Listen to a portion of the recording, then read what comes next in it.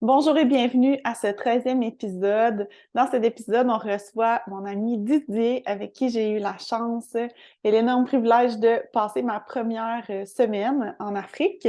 Euh, Dans le fond, pour faire la suite, Didier, c'est, comme vous avez écouté les épisodes précédents, Didier, c'est la personne qui a écrit le petit mot que Steven a reçu. Donc, pour les personnes qui ont suivi sur les réseaux sociaux, j'ai pris une photo avec le mot de Didier euh, que Steven avait reçu. Donc, Steven et Didier, c'est deux personnes vraiment importantes dans mon aventure en général en Afrique. Donc, juste pour que vous fassiez le parallèle.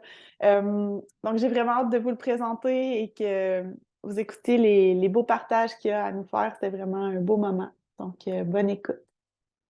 Bienvenue au podcast de Fanny et Marie-Ève. Venez vivre Psychom Origine avec nous, Des histoires authentiques, inspirantes remplies de prise de conscience. et de sens. Soyez prêts. En entendre de toutes les couleurs! Bon matin, vous deux! Bon matin. Bon matin! Bon matin! Je suis vraiment contente de vous voir. Bienvenue, Didier, sur notre podcast. Je suis content de vous voir aussi. Oui, ça fait vraiment longtemps qu'on s'est pas vu. On s'est fait des messages vocaux, hein, mais ça fait très longtemps qu'on s'est pas vu comme ça en vidéo ou encore plus en direct. Donc, ça me fait vraiment plaisir de te voir et de te présenter à Fanny aussi, qui ne te connaît pas encore beaucoup. Mhm. Parce qu'on a eu la chance de passer la première semaine de Psychom Origine ensemble. Puis, c'est très important pour moi que tu viennes, puis je suis vraiment contente que tu aies accepté l'invitation. Ouais, bah, ça me fait plaisir. Ça me fait plaisir d'être là et plaisir de te voir aussi en vrai. Enfin, en vrai, en image. Et tu as Oui, vu, mes cheveux ont continué de pousser encore un petit peu depuis novembre dernier, mais sinon, je crois que je suis plus ou moins toujours le même. ouais, oui. Puis là, c'est spécial qu'on vit, parce que là, toi, tu viens pas du Québec, mais là, actuellement, tu es plus près de nous, puis c'est pour ça qu'on va se voir bientôt, mais là, on s'est pas encore vu Ouais, depuis que tu es arrivé près d'ici. Donc, explique-nous ouais. ça un petit peu, là, c'est quoi que tu es en train de vivre, puis d'où tu viens, qu'est-ce que tu fais dans la vie, et tout ça. Ouais. Je vais commencer très simplement. Donc, je viens de Suisse. J'étais une des seules, enfin, on était deux à être de Suisse dans la première semaine. Et donc, moi, je suis encore en Suisse. L'autre personne a bougé au Canada, au Québec. Et moi, je travaille dans le département marketing du Comité international olympique. Pardon. Donc, voilà, je travaille avec des sponsors. C'est un peu ma vie au jour le jour, de travailler avec des grandes compagnies comme ça. Et je suis au Québec maintenant parce que on a une réunion c'est la semaine prochaine. Ça fait rare, c'est le week-end prochain, ouais, avec la team de la première semaine. Donc, j'ai décidé de prendre des vacances autour de cette semaine pour profiter un petit peu et découvrir la beauté du Québec. Wow! Ça me parle beaucoup, ça, parce que je trouve que c'est une belle marque d'appréciation puis de connexion que vous avez eue ensemble, là, tu sais, de décider de faire ce grand voyage-là pour une soirée, là, en fait, Ouais, presque. Pour un ouais, week-end quand même, mais ouais, Ah oui. un week-end. Et non, j'ai de la chance avec mon employeur qui il nous laisse travailler 2 semaines depuis l'extérieur. Donc, je fais 2 semaines de travail en télétravail, mais pas depuis la maison. Mais, et après, j'ai ajouté 2 semaines de vacances. Donc, c'est comme ça que je peux profiter de un mois, enfin quasiment un mois complet au Québec. Wow! ouais. Puis moi, je me suis pris des journées là, après ce week-end-là pour passer du temps avec Didier. Là, je me suis dit, il peut pas venir au Québec, puis je peux pas, je peux pas passer à côté de ça. Là. On en profite au maximum. Hmm. Ouais. Puis toi, Didier, c'est pas la première fois que tu viens au Québec, là. Alors, je suis venu une fois, mais c'était il y a 5, 6 ans, et c'était 2, 3 jours. C'était à OK. Montréal pour aller voir les Canadiens avec un ami à moi qui était fan des Canadiens. Ça faisait partie d'un grand tour où on allait aux États-Unis et au Canada pour voir du sport américain, en gros, nord-américain. Mhm. OK. Donc, je connais beaucoup mieux maintenant. Après, ça fait 7, 8 jours que je suis là déjà.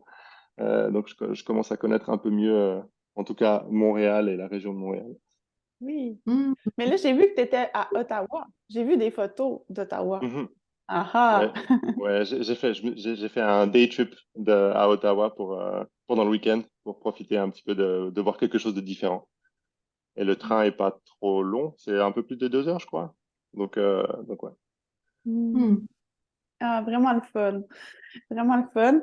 Euh, Puis nous, on commence toujours le podcast là, pour rentrer un peu dans le vif du sujet avec la raison principale ou les raisons principales pour lesquelles tu as décidé de vivre comme origine puis de t'inscrire. Ouais, c'est peut-être un peu long à raconter l'histoire complète, mais On a du temps, on a du temps. ouais. Non, mais en fait, c'est très drôle parce que c'est un enchaînement de petites circonstances qui m'ont amené à Psy comme origine. Donc, ouais, je peux le raconter, ça va pas prendre trop longtemps. Ben oui, ben oui. Euh, En gros, j'étais à une conférence avec une collègue et je discutais un petit peu de ce que j'avais envie de faire. Je me demandais un petit peu dans mes horizons professionnels si j'avais envie de continuer à faire ce que je voulais ou les choses qui m'intéressaient et tout ça. Et je lui ai parlé de la communication, comment ça m'intéressait, la communication interpersonnelle. Et je trouvais que j'avais un peu des difficultés à trouver comment me former là-dedans. Et ouais, c'était difficile de trouver quelque chose d'intéressant. Et elle m'a dirigé vers un podcast de la radio, c'est la radio suisse, en gros, dans lequel Guillaume était apparu, en fait. Donc, Mm. j'ai entendu pour la première fois Guillaume sur un podcast suisse. Et donc, en fait, il faisait la promotion de son livre. Et donc, Oui. j'ai acheté son livre, j'ai commencé à lire son livre. Et après, je me suis dit, bon, on est en 2022, il doit y avoir plus que juste un livre. Donc, j'ai regardé sur Internet et je suis tombé sur les réseaux sociaux, je suis tombé sur son site web, et je suis tombé sur Origin. Et j'ai vu ça, je me suis dit, ah, ça, c'est quand même, ça a l'air d'être cool comme expérience. On mêle un petit peu, enfin, plein de choses différentes. Euh, Autant ce que moi je voulais travailler et autant je connaissais pas du tout l'Afrique. Donc je me suis dit, voilà, c'est une bonne occasion de faire des safaris en plus, différemment de ce qu'on aurait l'habitude de faire. Et je me suis dit, vas-y, go, et c'est parti. Hmm. Ça me fait penser un peu à mon parcours. J'ai fait un peu la même chose que toi, Didier. J'ai commencé par le découvrir. Moi, c'était pas un podcast, là, mais c'était une émission justement pour la promotion de son livre. J'ai lu son livre et là, j'étais sur Internet et là, de fil en aiguille. Ouais. Hmm. Comme quoi la promotion, ça fonctionne. Oui, tout à fait. Ouais, c'est ça va peut-être nous encourager à utiliser davantage les réseaux sociaux, ce que j'ai un petit peu de difficulté à faire, mais Mhm. Puis c'est la juste preuve. pour te connaître un peu plus, je m'excuse. Euh, t'as-tu, tu sais, t'as vu, il y a d'autres formations que lui offre, puis c'est comme un 2 3 précoc, tout ça. C'est-tu quelque chose, toi, qui t'intéressait ou toi, que t'es arrivé sur Origine, t'as dit, moi, ça va être ça en premier? Alors, je suis arrivé sur Origin, je pense que je suis arrivé sur Origin avant les petits comme 1, 2, 3. Je pense que au moment où je suis arrivé sur ces réseaux sociaux, ils faisaient vraiment la promotion pour Origin. Et c'est Mhm. vraiment là-dessus que je suis resté bloqué. Et je me suis dit, bon, c'est parfait, ça ira très bien pour commencer. Et là, je suis en train de me poser la question peut-être si ça pourrait être intéressant de faire 1, 2, 3 et ou précoc, mais j'y suis pas Mhm. encore arrivé. OK. Mhm. Ah, vraiment cool. Puis là, comment ça s'est passé, ton arrivée là-bas? Est-ce que c'était comme ce à quoi tu t'attendais? C'est quoi les défis principaux que tu as vécus? Oui, puis même la préparation, hein, tu sais, combien de temps il s'est passé entre le moment où tu as dit, moi, j'y vais, puis je pars? Ouais. Alors, la première fois, donc, enfin, quand j'en ai parlé avec ma collègue à l'époque, c'était au mois de mai, je pense. Et quand j'ai décidé de partir, que j'allais le faire, ça devait être au mois de juillet, je pense. Juillet, ouais, juillet, fin juillet, août, je pense. Donc, OK. septembre, octobre, novembre, il restait 3 mois. Donc, ouais, c'était intense, 3 mois intenses. Et effectivement, et en plus, je suis pas un grand campeur. Donc, euh, c'est pour ça que ça m'a tiré aussi. C'est vraiment sortir de ma zone de confort, voir quelque chose de enfin, différent et différemment. Et donc, ouais, pas vraiment un campeur. Et donc, j'ai regardé la liste et je me suis dit, OK, qu'est-ce que j'ai? Je pense que j'avais 2 trucs sur 20. Et donc, je me suis mis à regarder la liste, à faire des recherches. Alors, j'ai pas fait comme Steven, j'ai pas fait mon propre couteau. Euh, mais j'ai passé beaucoup, beaucoup de temps sur Internet à chercher le couteau qui me plairait. Enfin, je sais pas, j'avais l'impression que le couteau était important. Donc, je suis parti là-dedans. Et après, ouais, j'ai passé beaucoup, beaucoup, beaucoup de temps de préparation pour juste avoir l'équipement qui me semblait approprié. Et je pense que c'était aussi un peu un aspect sécurisant de se dire, je pars dans un truc complètement inconnu. C'est pas un truc que je fais. Je veux au moins avoir les choses que je connais à moi, être bien sécurisé avec ça. Mm. Mais je pense que, je vous ai entendu parler pas mal du satisfying et maximizing. Je pense que je suis parti dans le maximizing à fond. Et j'ai finalement, au bout d'un moment, dû me dire, non, non, non, ok, maintenant, tu es à un mois de partir, va commencer à falloir acheter des choses et pas juste les regarder. Donc, voilà, c'était intéressant aussi cette période-là où il y avait un peu l'anxiété de se dire, ah, il faut que je trouve le bon équipement, mais il faut aussi que j'achète l'équipement. Oui, Et d'arrêter ton choix ouais. sur quelque chose, là. Mhm. Et Mm. en plus de ça, en fait, ce qui est assez particulier, c'est que mon voyage n'était pas juste avec Psychom Origine, c'était vraiment le début du voyage, ça pour moi. Parce que je crois qu'au total, j'avais 8 semaines enfin, en dehors de chez moi. Et j'avais fait, comme je fais cette année, mes 2 semaines de télétravail au Canada. L'année dernière, en fait, on avait aussi cette opportunité de faire 2 semaines. Et je me suis retrouvé à faire Psychom, 2 semaines de télétravail, et après, j'avais encore 4 semaines de vacances. 4 semaines de vacances où je suis monté sur le Kilimandjaro, j'ai fait de la plage quelque part, j'ai travaillé depuis la Réunion, de l'île de la Réunion. Donc, de l'un dans l'autre, j'avais pas juste l'équipement Psychom, j'avais aussi l'équipement comment aller sur le Kilimandjaro et comment avoir aussi des choses pour aller à la plage. Donc, j'aurais voulu partir avec un sac plus petit. Et en fait, je me suis rendu compte que c'était pas possible, quoi. J'ai dû vraiment avoir pas mal de matériel, même si j'ai réussi à doubler certains trucs qui fonctionnaient pour plusieurs choses différentes. Ouais. Mm. Puis, est-ce que cette préparation-là, tu sais, bien organisée, bien planifiée, puis avec tous les petits détails qui sont associés, est-ce que tu as remarqué que ça diminuait une certaine anxiété peut-être que tu avais avant de partir ou un certain stress ou une certaine appréhension? Je me suis rendu compte que, ouais, une fois que j'ai eu mes affaires et que je savais ce que j'avais avec moi, je me dis, OK, là, je pense que je suis prêt. Ça, je pense que ça amène clairement, c'est clairement un élément qui était important pour moi, ouais. Même Ouais. si c'est pas arrivé beaucoup avant le départ, hein. Je Mhm. pense que les dernières choses que j'ai dû acheter, c'était peut-être 2 ou 3 jours avant le départ, où je me suis dit, ah oui, j'ai ça, et ah, j'ai ça. Et j'étais chez moi, je faisais mon sac. Je suis très, très mauvais pour faire mon sac. Et j'avais tellement de choses que j'ai dû laisser un carton de choses où j'étais là. Est-ce que j'aurais besoin de ça? Non, j'ai pas besoin de ça. Et j'ai dû vraiment être très systématique au bout d'un moment Mhm. pour vraiment décider ce que j'allais mettre dans ma valise et mon sac. Oui, puis il y a une certaine gestion aussi là, avec l'avion, là, tu sais, tout dépendamment quel type d'avion que tu prenais après, ben là, c'était le poids dans le carry-on, c'était pas le même que dans le poids dans la soute. Fait que là, c'était comme différent. Là. Fait que ça l'amenait une certaine Mm. planification de plus, là.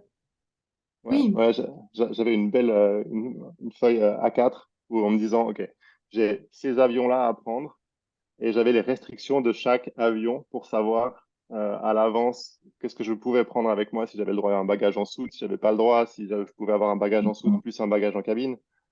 Et, euh, et ouais, donc c'était. Après, je pense que c'était pas si important que ça, parce que je me suis rendu compte que quand on est le jour même, ils vont pas toujours regarder le poids d'une valise en cabine. Mhm. Mais j'avais quand même fait l'exercice au cas où pour me dire, il faut que ça passe partout. Mais petite anecdote au passage, je crois que je l'ai raconté dans le groupe à un moment donné à Marie-Ève, mais en fait, quand je suis parti de la Réunion pour aller à l'île Maurice, donc c'était juste après mon télétravail, je suis arrivé à l'aéroport, à la sécurité, et tout d'un coup, je vois que ma valise sort pour être contrôlée. Et en fait, ils ouvrent ma valise et il y avait ma hache. il y avait ma hache dans la valise que j'avais, enfin, dans la petite cabine bag. Et j'étais là, ah, mais s'il y a la hache, il y a le couteau aussi. Et en plus, c'était très tard. Enfin, on devait embarquer. J'avais pas le temps d'aller mettre ça en soute. Et j'étais là, oh là là. Et non seulement, bah, moi, je voulais y aller parce il y avait l'avion qui allait décoller. Et tout d'un coup, ils disent, non, non, mais vous pouvez pas y aller. Enfin, vous avez une hache et un couteau avec vous. Il va falloir qu'on prenne votre passeport. Il va falloir que, il y a la police qui est venue, en fait. Ils ont fait venir la police de l'aéroport pour voir si j'avais, enfin, prendre mon passeport, pour voir si j'avais des antécédents. Euh, et donc, ouais, j'ai j'ai essayé de planifier comme il fallait, mais le jour où il fallait que je fasse attention, ça a quand même foiré. Et là, j'ai quand même appliqué une chose qu'on a appris à Psychom Origine, c'est le deuil, de me dire, bon, bah, je suis ici, qu'est-ce qui est le plus important? Est-ce que je prends mon avion et je laisse mon couteau? Est-ce que je garde mon couteau, mais je prends pas l'avion, donc je dois rester un jour de plus? Et j'ai décidé de me dire, ok, je suis là, ok, le couteau, c'est matériel, c'est pas grave, on va faire sans. Et voilà. Mais j'étais quand même très attaché à mon couteau, moins à ma hache, que j'avais quasiment pas utilisé. Mais mon couteau, vu que c'était un des éléments que passé le plus de temps à chercher pour trouver celui qui me plaisait, j'étais plus attaché à ça. Mais bon, à ce moment-là, j'étais vraiment très ouvert, très, voilà. Je me dis, bon, ben, ça s'est passé, de toute façon, j'ai pas le choix. Donc, on laisse le couteau là et on part plus loin. Ça fera une histoire drôle à raconter. Oui, Mais ça, c'est un bon choix de satisfaction. C'était pas Oui. dans le maximizing, là. Non, la vie nous oblige des fois à aller vers la satisfaction. c'est ça. Puis ça me fait penser à moi, faire des deuils, c'est vraiment quelque chose que j'ai de la difficulté là, dans la vie. Euh, puis dès le premier vol que j'ai fait avec Sabrina, on n'était pas assis à côté, mais tu sais, c'est un vol de nuit, fait que là, tu dors, puis là, tu tournes, puis là, tu essaies de bien te placer, puis en tout cas, puis tu vois rien parce que les lumières sont fermées. Mais moi, j'avais ma casquette préférée, c'est ma casquette de camp triathlon que Capital Triathlon nous a donné à un camp. Elle est noire, bien simple, mais c'est vraiment ma casquette préférée. Puis je l'avais amenée avec moi parce que j'avais peur que si je la mettais dans mon gros pack-sac, tu sais, elle se fasse massacrer puis tout ça. Mais elle s'est détachée de mon sac, sûrement avec mes pieds qui ont Ah. bougé ou quoi que ce soit. Puis de ce que je comprends, c'est qu'elle a été poussée devant le siège d'en avant. Puis moi, je m'en suis jamais rendu compte. Fait que là, quand on a sorti, je m'en suis pas rendu compte. Puis là, après ça, j'étais comme, oh non, ma casquette. Puis là, j'ai comme vu la scène là, dans ma tête. J'étais comme, ah, la casquette est restée là. Puis c'est impossible de retrouver ça, là, une casquette Mhm. après que tu sois sorti de l'avion. Fait que j'étais même pas encore arrivée en Afrique, mais la capacité à faire des deuils était déjà commencée. Puis Hmm. dernièrement, j'ai vu le propriétaire de Capital Triathlon qui m'a à un camp. Puis j'ai expliqué la scène, puis il m'a dit ah, des casquettes comme ça, il m'en reste, je vais t'en donner une. J'étais comme yes! Tu vois, la Mais vie t'a récompensé pour ce gros deuil-là. mais est-ce que ça compte quand même si c'est pas vraiment ta casquette? Ben là, c'est ça l'histoire. C'est ça l'histoire. Mais ça va me convenir, tu sais, Ouais, trouver la mienne. Tu sais, mais c'est sûr que elle n'a pas la même histoire. On va ouais. dire ça comme ça. Ah, c'est fascinant, ça. Hmm. Moi, je pense que ce qu'on allait chercher à Psychom Origine, et plus encore, là, mais tu sais, je pense que dès qu'on s'inscrivait, la vie nous mettait comme un petit peu des défis pour qu'on vive ça. Tu sais. Fait que, c'est ça que j'ai observé. Ouais. Mm. Oui, Puis là, on a parlé un peu de la préparation. Toi, le vol, Didier, c'était moins long, là. Tu partais de la Suisse, donc j'imagine que Ouais, ouais. le voyage. Et donc, ouais, ça faisait partie de ma préparation. J'ai payé mon vol un petit peu plus cher, mais je voulais un vol direct. Parce que Hmm. je me suis dit, j'ai passé tellement de temps à préparer mon matériel, je veux que mon matériel soit là quand j'arrive. Donc, en prenant un vol direct, il y a quand même beaucoup moins de chances d'avoir quelque chose qui se perd en route. Et c'est pour ça aussi que je suis pas arrivé à Port Elizabeth, je suis arrivé à Cape Town. Et depuis Cape Town, j'avais 3, 4 jours. Au début, je voulais prendre un vol pour aller d'un côté à l'autre. Et finalement, je me suis dit non, j'ai mes affaires avec moi maintenant. Je suis en Afrique du Sud. Je garde mes affaires avec moi. j'ai loué une voiture en fait pour faire le Cape Town à Port Elizabeth en voiture. Ça s'appelle, je me rappelle plus comment ça s'appelle cette route. C'est une route très connue en Afrique du Sud apparemment. Euh, ouais, ça m'échappe. Mais c'est vraiment très joli, il y a des beaux paysages, donc c'était un Mm. bon choix. Sur le bord de la mer, j'imagine? Ouais, plus ou moins, ouais. Ça suit vraiment le contour de l'océan. Mm. Mm. Puis, est-ce que tu étais tout seul à ce moment-là? Est-ce que il y avait déjà des gens que tu avais rencontrés ou pas encore? Non, pas encore. Pas encore. On s'est rendu compte après que Marie était aussi à Cape Town, mais on s'est pas rencontrés à ce moment-là. Donc on est arrivé, enfin vraiment, j'ai rencontré les premières personnes à l'aéroport à Port Elizabeth. Je suis allé ranger ma voiture et j'ai vu un groupe de personnes. Je crois que quelqu'un devait avoir un drapeau canadien, québécois ou canadien et c'était un sapin de Noël aussi qui traînait par là. Je sais pas si tu te rappelles. Oui, je me souviens. Je sais pas si on a le droit de dire les noms ou pas, mais Ben, on verra s'ils veulent se mentionner, mais c'était dur à manquer, là. On va se dire ça oui. comme ça. Mais il y Ouais. avait plusieurs personnes qui avaient des sapins de Noël chez eux, que j'ai vu, moi, à Port-Élisabeth, là, en se Ah ouais. promenant. Non, Ouais. bon, non, je sais pas si tu connais l'histoire, Fanny, mais je crois que Non, je la connais pas. peut-être que Valérie l'a mentionné. Il y a quelqu'un qui à l'arrivée, avait une pancarte en disant je suis pas bonne à manger et une espèce de guirlande de Noël autour d'elle, comme ça, pour vraiment dire non, non, moi je suis un humain, touchez-moi pas, je veux rentrer à la maison en vie. Ouais, c'était un peu une blague, mais c'était drôle quand on est arrivé. Oui, vraiment. Puis nous, on est arrivés, dans le fond, c'était les derniers, là, on était trois à arriver dans l'avion avec Guillaume, parce que Guillaume était dans notre avion, mais on ne le savait pas, qu'il allait être dans notre avion. Puis lorsqu'on est arrivé, on vous a tous vus ensemble. Puis là, moi, dans ma tête, c'était comme ça faisait plusieurs jours que vous étiez ensemble puis que vous passiez du temps ensemble. Mais là, tu me l'apprends même là, en direct, que c'était aussi votre premier contact là, pour plusieurs d'entre vous. Là. Ouais, ouais, alors je sais que certains étaient à Port-Élisabeth depuis 1 ou 2 jours. Je crois que, ouais, je crois que certains s'étaient vus dans des hôtels, je crois, un peu par hasard. Mais ouais, pour moi, c'était le premier contact. Super. Puis, tu sais, en lien avec justement tes principaux défis que tu as envie de nous parler, tes principaux apprentissages. Tu sais, moi, j'aime beaucoup ça, y aller un peu en ordre chronologique là, pour mon cerveau. Mhm. Fait que, c'est quoi ton premier défi ou la première chose que tu aimerais nous partager? Bon, c'est intéressant parce que quand les choses se sont passées, j'ai un espèce de, je sais pas si c'est un syndrome de l'imposteur postérieur où je rationalise beaucoup les choses et je me dis que si moi j'ai réussi à le faire, c'est quelque chose de très standard. Donc peut-être que avant d'avoir fait la tâche, je me dis waouh, c'est incroyable, ça va être compliqué. Si j'arrive à le faire et que j'ai pas trop de problèmes, je dis bon, bah je l'ai fait.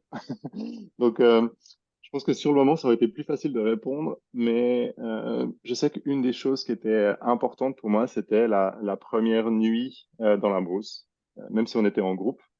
C'était un peu pour moi une façon de me dire, OK, est-ce que tu es capable de faire du camping, tu vois, de dormir, parce que je fais jamais de camping, donc d'être dans ma tente, d'avoir monté ma tente, d'avoir dormi, pas beaucoup, mais d'avoir dormi dans ma tente et me dire, voilà, j'ai pas beaucoup dormi, mais je me sens bien, je suis content, je me suis réveillé, c'était frais, on voyait les gens un peu euh, comme ça qui s'étaient aussi réveillés plus ou moins en même temps que moi le matin. Et c'est pas cette ambiance un peu joyeuse, paisible. J'étais là, ok, je pense que j'ai fait ça. Je pense que le reste va bien se passer. Donc c'était à la fois une épreuve, mais c'était pas une épreuve difficile, mais c'était une épreuve que j'avais besoin de passer pour pouvoir aller à la suite. Mhm. Parce que là, c'était la première fois que tu ouvrais ta tente ou tu l'avais essayé avant? Euh, alors non et oui, mais vous Ça, sentez c'est du venir l'histoire un peu. maximizing, là. Non, parce que non, parce qu'il y a une histoire drôle encore. Où en gros, ils nous disent toujours, ouais, il faut que vous essayiez votre matériel à l'avance, tout ça. Donc, j'ai essayé mon matériel à l'avance, mais je suis pas allé faire de camping. J'ai ouvert ma tente dans mon salon. Et j'ai non seulement ouvert la Marie-Ève, tente, comme ouais, Marie-Ève. ouais. Non, mais non seulement j'ai ouvert la tente dans mon salon, mais j'ai dormi plusieurs nuits dans ma tente, dans mon salon. D'abord, j'ai commencé avec la tente, je crois que c'est une des premières choses que j'ai achetées. Et j'avais pas encore le matelas ou j'avais pas encore le sac de couchage. Donc, j'avais pas tout le temps, enfin, toutes mes affaires. Et la première fois, j'ai eu la tente, j'ai dormi dedans une fois. Après, j'ai eu le matelas, j'ai aussi dormi dedans. Mais j'avais mon duvet normal que j'utilise dans mon lit. Après, j'ai eu mon oreiller. Donc, j'ai fait un espèce de... C'était graduellement pour me dire, OK, maintenant, j'ai tout. C'est comme ça que ça va être. En plus, mon sol est très dur. Donc, même si c'est très dur en Afrique, je sais que je peux dormir dessus, ça fonctionnera. Donc, ouais, j'ai dormi dans mon salon. Mais ouais, ça a aidé un petit peu tout en sachant que c'est quand même relativement safe chez moi versus être dans la brousse. Là, Oui. le confort de la première nuit, finalement, est-ce que si tu compares là, en sachant comment c'était avant et après? Euh, alors, c'était la première fois que je montais la tente à l'extérieur, ce qui fait que je l'ai pas monté à l'endroit le mieux du monde. Donc, j'étais un peu en pente comme ça. Donc, je me suis retrouvé le matin, enfin, au milieu de la nuit, complètement contre le bord de la tente. J'avais glissé. Donc, le confort en lui-même, ça reste du camping, donc c'est pas foufou, mais ça allait quoi. Ça m'a suffi en tout cas pour me sentir euh, rassuré. Je pense que c'est le bon terme, hein, rassuré. Et tu sais, toi, le feu, là, comment tu as vécu ça, tu sais, apprendre à faire un feu? Est-ce que tu as eu des révélations à ce moment-là, des petits challenges? Alors j'avais aussi essayé de faire un feu chez moi, ça n'avait pas fonctionné, heureusement. Euh, mais mais ouais, le feu. Alors j'ai trouvé que c'était très instructif. J'ai adoré faire mon premier feu.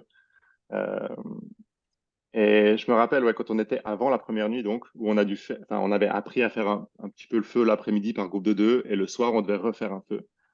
Et là, je me rappelle, bon, toi, Marie-Ève, tu l'as fait, j'ai l'impression que tu l'as fait en 5 minutes ou en 10 minutes ou en 15 minutes, il est parti. Moi, j'étais là, mais comment elle a fait ça?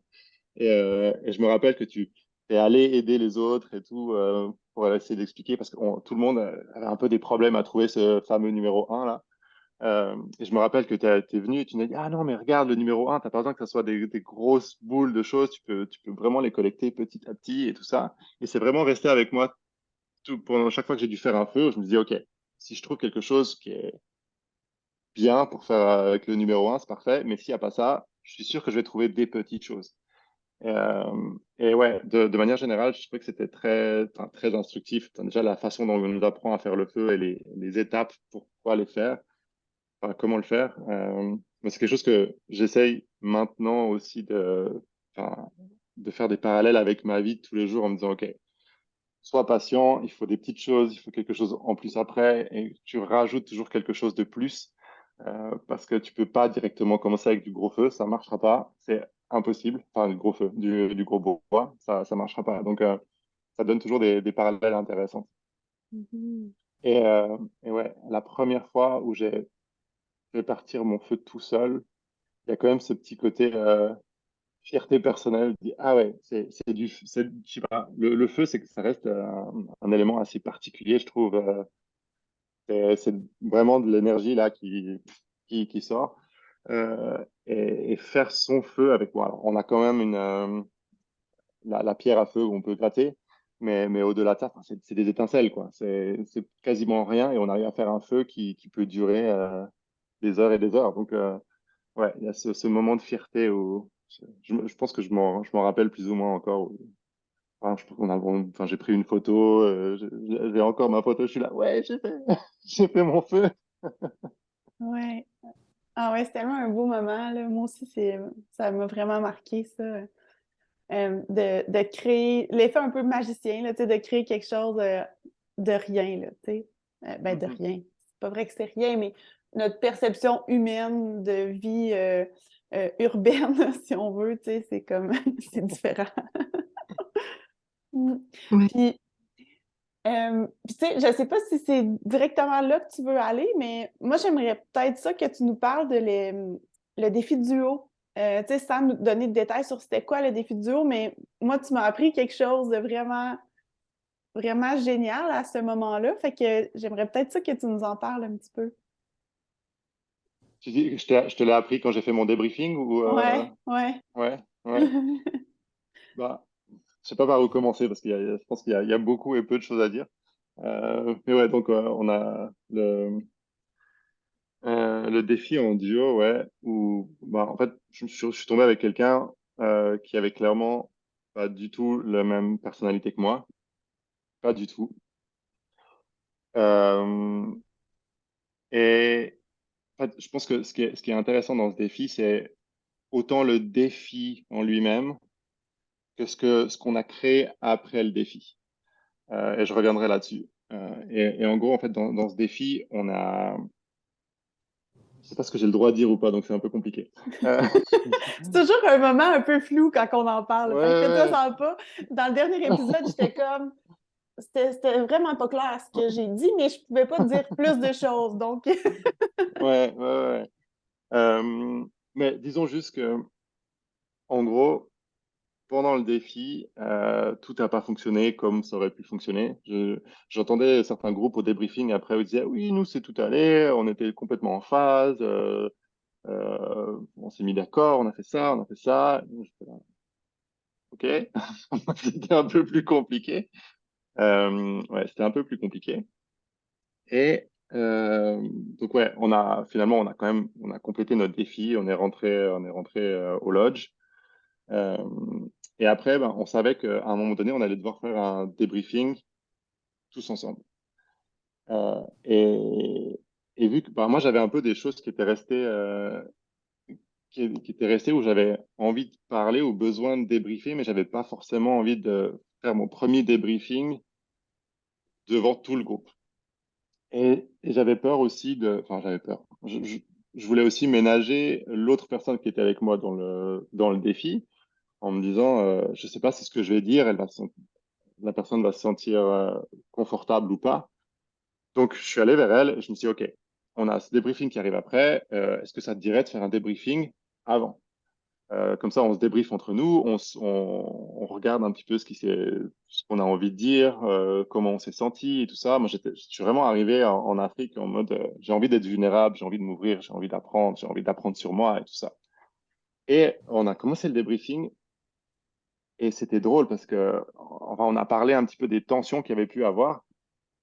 Et, ouais, donc moi, j'essayais de la faire parler. Et à un moment donné, elle me dit, ah, mais parce que je lui dis, ah, mais pourquoi tu t'es senti comme ça? Pourquoi tu t'avais. Je sentais que enfin, je disais, je sentais que t'étais un peu bloqué, pas à l'aise. Qu'est-ce qui s'est passé dans ta tête? Enfin, pourquoi tu ressentais ça? Est-ce que tu arrives à te dire pourquoi tu ressentais ça? Et là, elle me regarde et elle me dit, ben écoute, c'est vrai, enfin, je sais pas si je peux te le dire. J'étais là. Ok, bon, là, on a quelque chose d'intéressant. J'étais là, écoute, moi, je suis ici, on fait un feedback. Pour moi, le plus important, c'est vraiment si tu as un truc à me dire, moi, j'ai envie que tu me le dises. Je vais pas, j'ai pas un ego monstrueux, j'ai pas, voilà. J'avais fait une fois du camping dans ma vie. Enfin, c'était la première nuit où j'avais fait du camping depuis je sais pas combien de temps. Je suis pas super à l'aise dans la nature. Je savais pas ce qu'elle voulait me dire. J'étais là, ok, vas-y, dis-moi. Elle m'a regardé et puis elle me dit, ah ben, ok. Ben en fait, je t'ai pas trouvé. En fait, je pouvais pas t'écouter parce que je te trouvais pas compétent.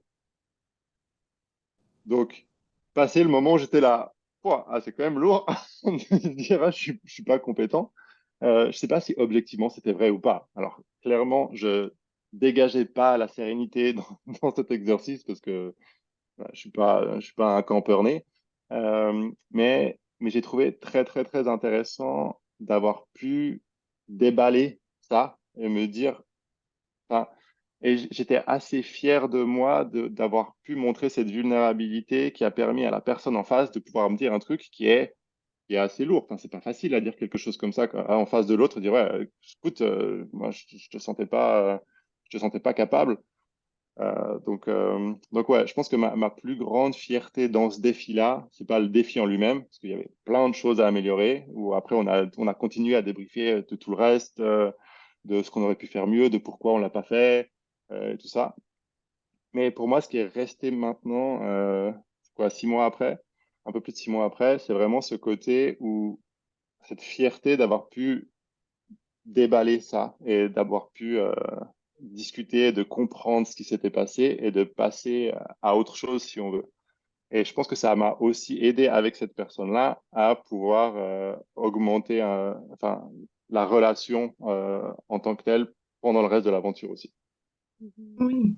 C'est directement en lien avec ton intérêt envers Guillaume. Tu sais, tu parles, tantôt, tu parlais que tu voulais augmenter ta communication interpersonnelle.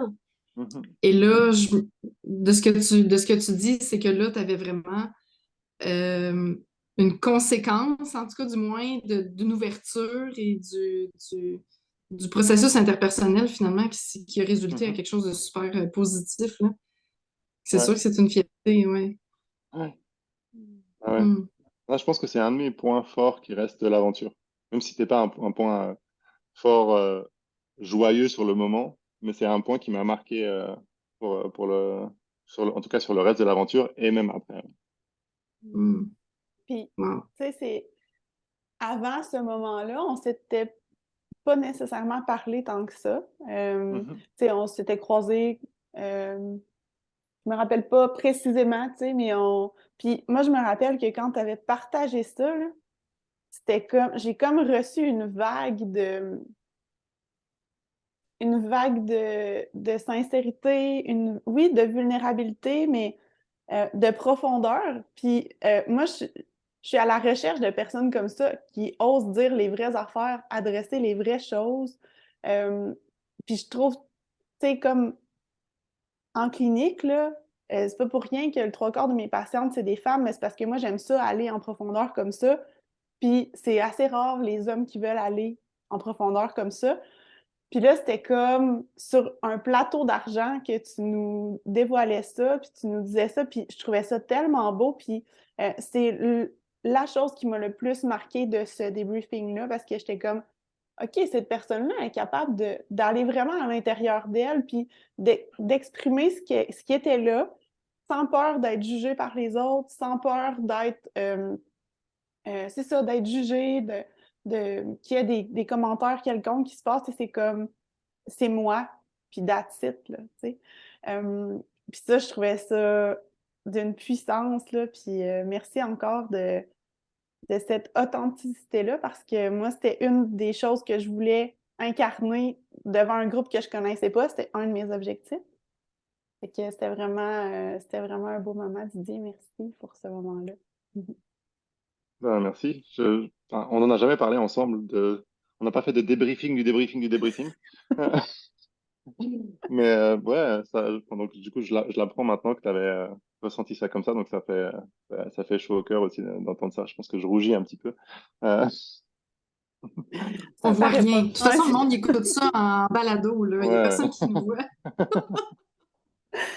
ouais, ouais. Puis ça, tu sais, ce moment-là où toi, dans le fond, tu t'es vulnérabilisé, c'est comme si, en tout cas, ma perception, ça m'a donné accès à une partie de toi, tu sais. Puis après ça, on était quelques jours sans nécessairement se reparler tant que ça, jusqu'à quand on était dans la brousse, là, tu sais. Puis c'est comme si cette connexion-là, j'y ai retouché à ce moment-là, tu sais, quand on était dans la brousse, puis j'étais comme, OK, c'est ça le vrai que tu nous avais donné accès tout le monde, en fait, là, à ce moment-là, Mhm. lors du debriefing, c'était pas entre nous deux nécessairement, mais bref, c'était vraiment, c'est comme si tu m'as redonné accès à, à cette sincérité-là de qui tu es. Puis je pense que c'est ce qui a fait en sorte que on est devenus proches, puis qu'on s'entendait si bien, Ouais. puis que la fin de l'aventure, le trois quarts, j'ai passé la fin de l'aventure avec toi, là. Fait que, Mhm. ouais. Fait que merci de ce moment-là. Mm.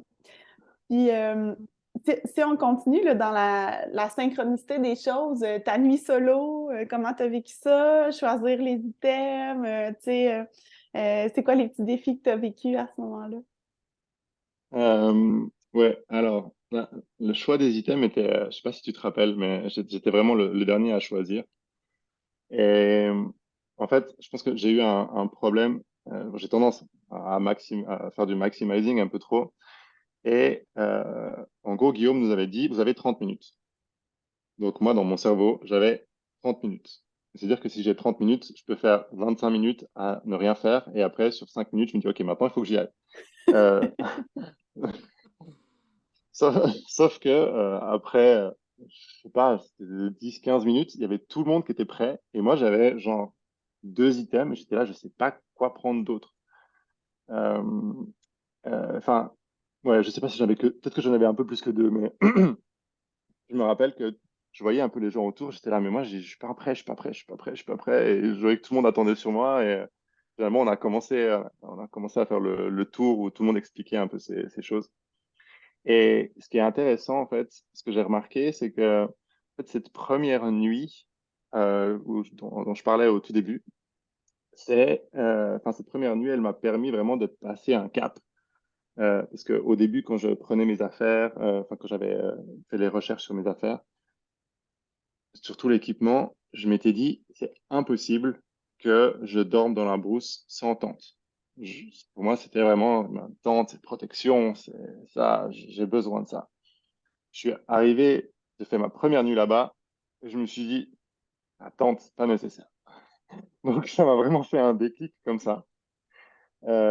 Et si bien qu'en plus, enfin, le temps était magnifique. Je me suis dit, OK, la tente, là, j'en ai pas besoin. Et aussi le côté pratique de se dire, si tu as une tente, ton feu, c'est pas pratique. Parce que tu peux pas le faire trop près de ta tente. Donc, si tu dois t'en occuper toute la soirée, tu dois faire des trucs, finalement, ta tente, tu vas être assis dedans et elle va à rien te servir de toute la soirée. Donc, le deuil de la tente était fait mais très, très, très rapidement. Et en gros, qu'est-ce qui s'est passé? On devait choisir 4 items, hein, c'est ça? 5, puis on en perdait un. C'était Ouais. pas 4 et on en perdait un Mais chez dans le nous? fond, tu pouvais. C'était 5, sauf que nous, on avait le droit à l'eau. L'eau comptait comme un item, en fait, dans notre semaine. Ah, non, pas dans la nôtre. Ah oui, ça comptait comme un item. Oui, c'est Oui, c'est ça. ça. Ouais, Ouais. ouais, ouais. Mais je crois qu'on n'en avait que 4, sauf erreur. Faudrait que je regarde dans mes notes. Je Ça crois se qu'on peut. avait Oui, oui, on avait 4. On avait 4. OK. Parce que, en fait, je me rappelle que, en gros, ce qui s'est passé, c'est que je me suis dit, sécurité, enfin, je voulais confort, sécurité. Donc, je me suis dit, confort, sécurité, qu'est-ce que je vais prendre? Confort, je me dis, OK, je vais prendre c'était confort, chaleur et tout ça. En plus, on avait le droit de nos vêtements. J'ai pris le sac de couchage. Je me dis, si je suis dedans, je sais que ça va me tenir chaud. Et sécurité, c'est le côté feu. Je sais que je vais faire partir un feu. Je me sentais très, très confiant à faire partir le feu. Donc, j'avais ces 2 items-là.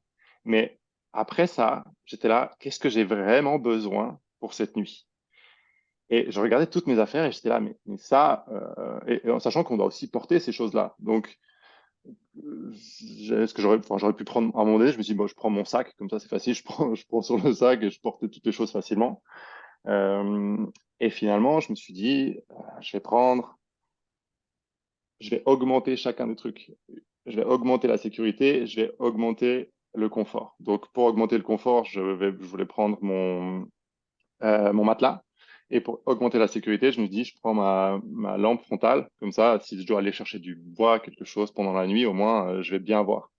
Sachant qu'on peut avoir le téléphone. Mais le téléphone, bon, c'est pas la même chose qu'une lampe frontale hein, au niveau de la visibilité. Donc, je me dis, OK, j'ai ces 2 trucs, j'y rajoute 2, puis voilà, au moins j'en ai 4. Et au moment où c'est arrivé, où du coup, on en perdait un au hasard avec les dés chez nous, j'ai perdu mon sac de couchage. Et là, dans ma tête, c'était en 1 seconde et demie, j'aurais pu dire, non, non, je garde mon sac de couchage et j'enlève ma lampe frontale et mon matelas. Parce que je savais que j'en avais pas besoin. Donc en fait, j'avais tellement réussi à choisir mes 2 items de base que ça m'avait préparé indirectement au fait de perdre quelque chose parce que j'en avais même pas besoin. Donc, même si au début, je me sentais un peu bête d'avoir ces 4 trucs et de me dire, je sais pas ce que j'ai besoin de prendre ou pas, vu que j'avais pas besoin des 4, bah, c'était super pratique. Alors que certaines autres personnes qui avaient besoin des 4, quand ils en ont perdu un, c'était plus difficile à faire le deuil. Alors que moi, faire le deuil de deux choses, même 2 choses, là, ça va, je suis en paix avec moi. Donc voilà. Mais ça m'a appris pas mal aussi sur la capacité à faire des priorités, quoi. À vraiment poser les priorités. Qu'est-ce que j'avais besoin à ce moment-là, dans cette situation? Et ouais, j'étais assez content de mon choix finalement. Ouais, ce que tu as réalisé, c'est que dans le fond, tu avais besoin de bien moins de choses que tu pensais, puis que juste avec 2, tu aurais été amplement correct, tu sais.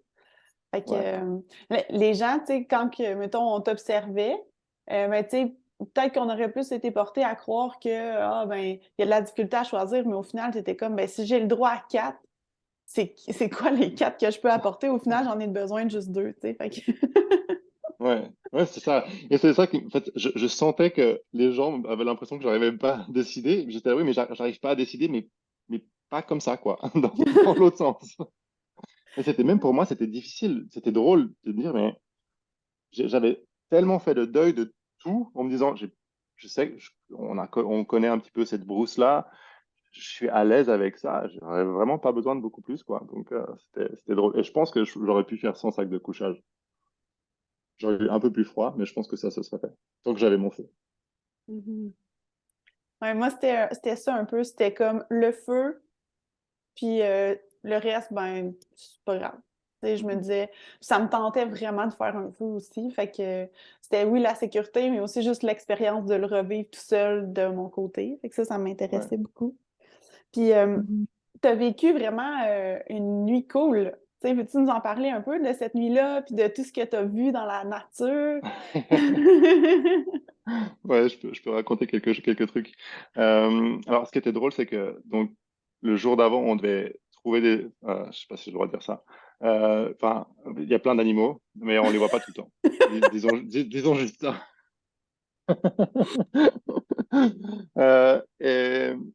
Et disons que quand on veut les trouver, des fois on les trouve pas, et quand on veut pas forcément les trouver, des fois ils sont là. Et c'est vrai que je suis tombé assez rapidement sur. Bah, j'étais en train de marcher quelque part et j'ai pas fait attention à ne pas faire de bruit. Au contraire, je me suis dit, si je fais du bruit, je m'en fiche. J'ai pas vraiment envie de tomber sur des animaux sauvages au travers de ma route. Surtout que juste avant de partir, on a eu la petite formation là. Attention aux phacochères, si vous voyez des trous, passez pas devant, etc. Alors qu'on avait passé 2 jours à marcher devant des trous de phacochères sans savoir.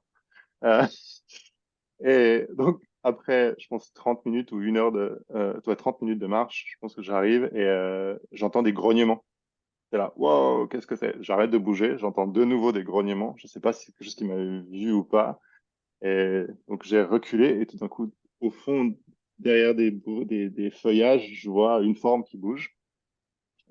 Ok. Et au même moment où j'ai fait ça, je me retourne et j'avais des impalas derrière moi qui étaient à je pense, une vingtaine de mètres. Donc, j'étais là, wow, ok. Donc, ça, c'est. Et en fait, je l'ai en vidéo en plus. Parce que, ben, vu que il nous proposait de prendre des captures un peu vidéo pour documenter notre nuit, quand j'ai entendu le grognement et tout ça, j'ai sorti mon téléphone, j'ai expliqué comment je me sentais, ce qui s'était passé. Et tout d'un coup, en fait, j'ai vu qu'il y avait des impalas derrière moi à ce moment-là, quoi. Donc, c'était plutôt cool, ça. Et après, j'ai continué et je suis tombé sur 2 autres phacochères. Donc, j'ai pensé que le premier, c'était des phacochères. J'imagine que je suis vraiment parti dans l'endroit où il y avait des phacochères. Parce que je suis pas sûr que les autres personnes aient vu des phacochères. Je sais que certains ont vu les girafes, certains ont vu des zèbres, certains ont vu des autres choses. Moi, j'étais vraiment team phacochère. Et, et au moment où j'ai trouvé mon endroit où j'ai dormi, enfin, où j'allais dormir, là, là, je pense que si j'y repense, j'étais un peu trop en mode satisfying et pas en assez maximizing. Parce que Guillaume nous avait tellement dit, oui, vous allez devoir faire des choix, peut-être que ça sera pas parfait, mais trouver un endroit qui est suffisamment bon. Et j'ai trouvé mon endroit qui, pour moi, était suffisamment bon. Et à partir de là, je suis commencé à aller chercher du bois. Le premier truc que j'ai fait, c'est que je me suis perdu. Euh, et j'avais que mon téléphone avec moi, et ma radio, mais j'avais plus mes affaires. Et je me suis dit, ah, comment je vais faire ça? En plus, il nous avait raconté une histoire juste avant de quelqu'un qui s'était perdu et qui avait dû aller rechercher. J'étais là, oh là là, ça va être tellement la galère. Et en fait, bah, je me suis dit, marche pas trop. T'as pas fait des kilomètres depuis où t'es, donc euh, essaye de voir un petit peu, regarde, marche tranquillement, gentiment, un peu à gauche, à droite, comme ça. Et je me suis dit, retourne-toi aussi quand tu marches. Comme ça, peut-être que tu as une vision que tu as déjà vue, mais que tu vas pas voir quand tu es en train de marcher tout droit. Donc, je regardais un peu 360 degrés pour me dire où est-ce que je suis. Et finalement, j'ai retrouvé un chemin et j'ai retrouvé mon petit endroit que j'ai pris en photo. Je me suis dit, je sais. Et après, j'ai vu que, enfin, j'ai fait aussi une photo mentale des éléments qui étaient là.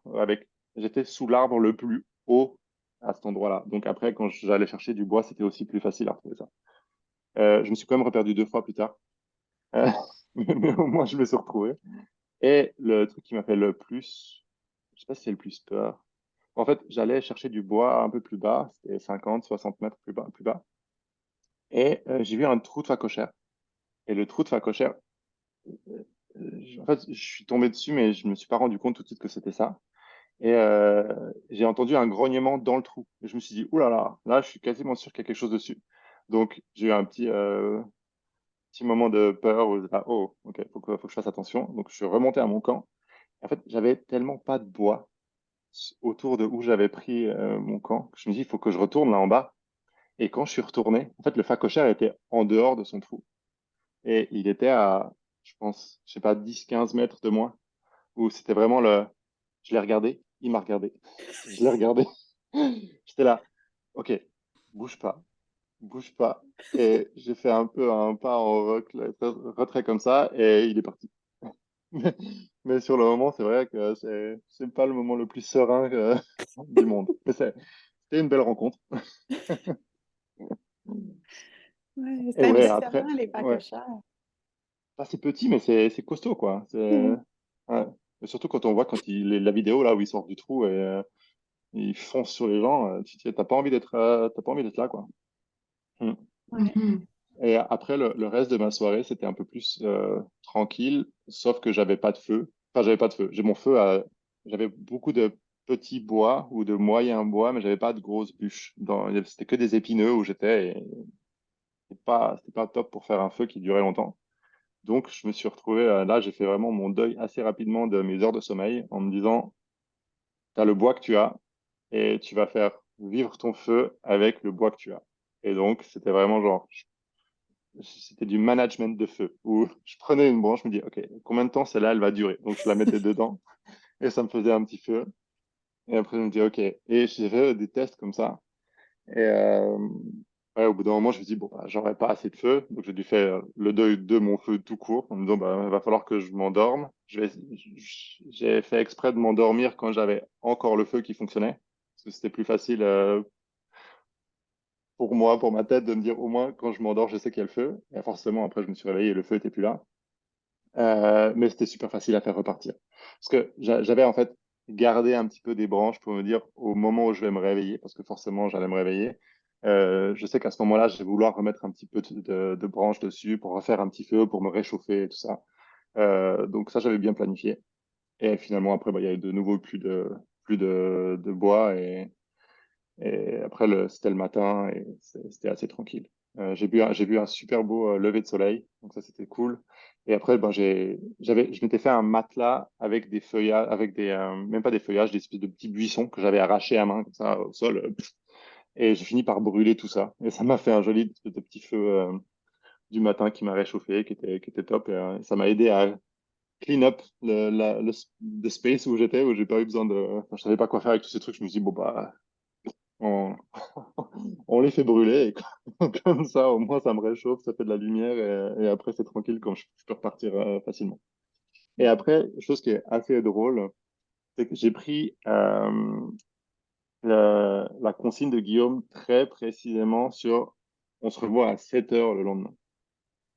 Et en fait, moi, je me suis dit, bon, bah, j'avais à attendre 7 heures. Je vais pas rentrer parce que j'aurais pu rentrer à 4, 5, 6. J'étais réveillé depuis au moins depuis 4 heures du matin. Je me suis dit, bon, bah, je suis là, je suis pas mal, je vais continuer. Et après, bah, quand j'avais tout fait le rangement de ma place, je suis rentré et j'étais, je pense, c'était encore 6h15, 6h30. Je me suis dit, bah, c'est pas encore 7 heures. Et donc, ce que j'ai fait, c'est que j'avais pas beaucoup dormi, donc je me suis posé sur le bord de la route en me disant, je vais faire une petite sieste en attendant que ça soit 7 heures, et après, je vais retourner au camp, enfin au lodge. Et je suis arrivé au lodge, et là, il y avait tout le monde qui était là. J'étais là, mais enfin, pourquoi vous êtes déjà là?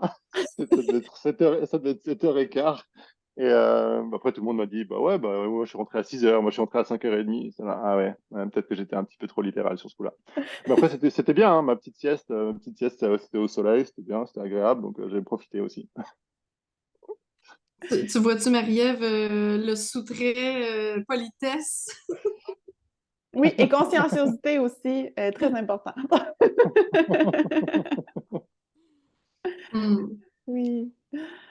Ah ouais, c'est vraiment Hmm. cool. C'est le fun, ça aussi, Didier, quand tu nous racontais ça. Puis là, c'est le fun, cette visite d'animaux-là. Tu sais, moi, par la suite, là, j'étais à la recherche d'animaux. Tu sais, c'est comme si au début, tu veux le moins en voir possible. Puis là, après ça, c'est comme, non, non, je veux toutes les voir. Je veux les Ouais. observer. Bah, il y a aussi le fait que enfin, les premiers jours dans la réserve où on était, pour nous, c'est un peu c'est vraiment sauvage, quoi. On connaît pas du tout, on connaît pas vraiment les dangers, on a l'impression qu'il y a des animaux qui peuvent être très dangereux. Et après 2 jours, 3 jours, tu te rends compte quand même que cette réserve-là, elle est relativement safe. Euh, Insécuritaire, oui. ouais, c'est très sécuritaire. Peut-être que j'aurais pas dû dire ça parce que c'est des gens qui vont le faire plus tard et vont se dire, ah, mais finalement, la première réserve, elle est toute facile. Euh, Au pire, vous couperez. Ben, en même temps, nous, dans la deuxième semaine, on avait vu des traces de hyènes, tu sais. Fait, je veux dire, il y a quand même peut-être Effectivement, des dangers, là. effectivement. Ouais, ouais. Mais ouais, donc c'est vrai que sur le moment, on n'a pas c'est ce que tu dis, Marie-Ève, en fait. T'as l'impression que enfin, tu veux pas forcément voir des animaux, mais après tu les as vus et t'es quand même content de les voir. Et finalement, je pense que j'aurais pu aussi chercher à en voir plus, quoi. Ouais. Mhm. J'étais presque un peu jaloux des gens qui étaient tombés sur les girafes le matin. Ah ouais, moi j'ai vu que des phacochères. Moi, j'ai pas vu grand-chose dans mon cas, là. Ouais, j'étais aussi déçue. T'as rien vu du tout? Euh, j'ai tellement croisé de monde que je me suis dit, ils ont toutes fait fuir, là, c'est sûr. Ok. Moi, Parce que, j'essayais ouais. de pas faire de bruit, puis là, il y avait du monde qui jasait ensemble. Je me disais, si je peux-tu aller plus loin que vous autres, là? Moi, j'ai envie de faire mon petit truc. J'ai croisé un phacochère, puis je suis arrivée dos à un gnou, Ok. mais c'était juste avant d'arriver au lodge, là. Donc, Ouais. j'ai pas été super chanceuse. Ouais. Mais c'est pas grave. Ouais, il y a des autres choses, hein. Je pense que tout le monde vit des Oui, choses un peu particulières ah pendant oui, cette nuit-là, quoi. c'était ma fête ce matin-là, je veux dire, tout va bien. Mhm. Peu importe ce qui se passe. Ouais, Mm. ouais. Mm. Ouais, ça reste un de mes souvenirs, un de mes meilleurs souvenirs, je pense, de cette semaine-là. Et peut-être pas toujours pendant, parce qu'au début, il y a quand même ce côté un peu anxieux de dire, j'ai pas assez de bois, comment je vais faire, etc. Mais le matin, une fois que tout était passé, qu'on voit on sait que le soleil est sur le point de se lever et tout ça, on est là, ok, c'était une belle nuit et on profitait à fond. Ouais. Mhm. Et sur le Il y moment, a- c'est il y vrai a- qu'il y a des petits moments un petit peu anxieux. ouais, Mais ça fait partie ça il fait y a- partie de l'aventure. ouais. Il y a quelque chose avec la nuit, tu sais, il y a quelque chose avec quand le soleil se couche, puis jusqu'à temps qu'il se lève, là. Mm. Comme si une course contre la montre, essayer de tout régler nos anxiétés avant que ça tombe, mais Ouais, ce ouais. qui est pas nécessairement le cas. Non, mais je me rappelle aussi que je pense que dans le discours de Guillaume, il y avait un peu de ça en disant soyez prêts quand la nuit tombe pour avoir fait votre feu. Enfin, attendez pas trop longtemps parce qu'après vous aurez plus de chance d'aller chercher du bois, vous aurez plus de chance de vraiment allumer votre feu. C'est ce qui s'est passé pour certains. Je pense que certains ils l'ont allumé trop tard je pense que c'est à cause de la rose. Et ils ont essayé d'allumer trop tard et avec la rosée, ça partait plus. Mhm. Donc, ouais, c'était. Hmm. Mhm. Puis, Est-ce que ça te tente de nous parler un peu dans la réserve, tu sais, la deuxième réserve là, dans Shibuya, tu sais, de ton expérience en général, puis peut-être aussi au niveau des photos, tu sais, t'avais apporté ton appareil, comment t'as trouvé ça? Ouais. Ça. Ben ouais, alors la réserve, c'était un peu l'aventure. Là, on partait vraiment à l'aventure, un peu tous ensemble, tout le gang ensemble. Donc ça, c'était vraiment cool de se dire, on a appris à se connaître un peu et maintenant on part à l'aventure ensemble. C'est un peu comme ça que je l'ai pris. Même rien que l'entrée dans le parc, on doit prendre le bateau, après on doit se glisser sous un grillage et tout. Donc c'était un peu Indiana Jones quoi, le début. Donc c'était un peu ce côté, waouh, trop cool, on va faire quelque chose de spécial. Et ouais, alors moi j'ai apprécié. Je pense que sur les animaux d'abord, ce que j'ai trouvé vraiment intéressant, c'est, alors je savais pas à ce moment-là, mais c'est les animaux qu'on a vus, hein, le rhinocéros, et on a eu notre super rencontre là avec les Cape Buffaloes, où ils étaient une 120, 130, je pense, où on sentait que eux sentaient notre présence. Peut-être le rhinocéros un peu moins, mais les Cape Buffaloes, tu savais que eux, ils nous avaient sentis et il y avait une interaction. Et j'ai trouvé cette interaction vraiment folle. Enfin, vraiment, vraiment folle sur le moment déjà. Et encore plus, je fais un parallèle avec après l'aventure, parce que à un moment donné, j'étais en Tanzanie et j'ai fait un safari photo, c'est ça qui s'appelle safari photo, parce que j'avais envie de voir les animaux que je n'avais pas vus dans la réserve. Et ce qui est drôle, c'est que les Cape Buffaloes, j'étais un peu déçu de comment on les voit dans un safari photo, parce ils sentent tellement pas notre présence qu'en fait, ça ressemble à une grosse vache. Euh, c'est un peu une grosse vache qui est là et qui va brouter l'herbe et qui fait absolument rien, fait pas du tout attention à ta présence. Alors que quand on était dans la réserve, je pense que Marie-Ève, tu l'as vécu aussi, ce moment où tu es là, ok, ils sont là, ils savent qu'on est là, ils se rapprochaient de nous, ils marchaient vers nous. C'est vraiment ce côté, genre, ouh, euh, ouais, Ils c'était fort. défendaient leur territoire, là. Ouais, ouais, Ils et défendaient c'est ce leur que, territoire, ils voyaient le danger, mais ouais, pas dans ton safari photo, là. Ils étaient trop habitués. mhm, ouais, ouais. Mm. Et c'est ce que Guillaume nous disait, c'est vraiment un animal qui recule pas. Ils sont super fiers, ça. Ils reculent pas, ils viennent à notre rencontre. Et, je pense que c'est une des plus belles photos que j'ai fait, comme ça je peux faire la transition avec la photo. Cette photo-là, où tout d'un coup, on était en train de s'éloigner des Cape Buffalo, je me suis juste retourné et j'avais un objectif. C'était un bon zoom, justement, pour prendre des photos qui ressemblaient à quelque chose d'un peu plus, comme si, enfin, même en le prenant de loin. Et j'ai- à ce moment-là, j'ai pu juste me tourner, prendre une photo en m'arrêtant une demi-seconde, shooter, et il y a vraiment, on voit je sais pas si ça s'appelle comme ça, mais le bull, là, le main bull, au milieu de Ouais. la photo, qui Alpha, nous là, ouais. regarde comme ça.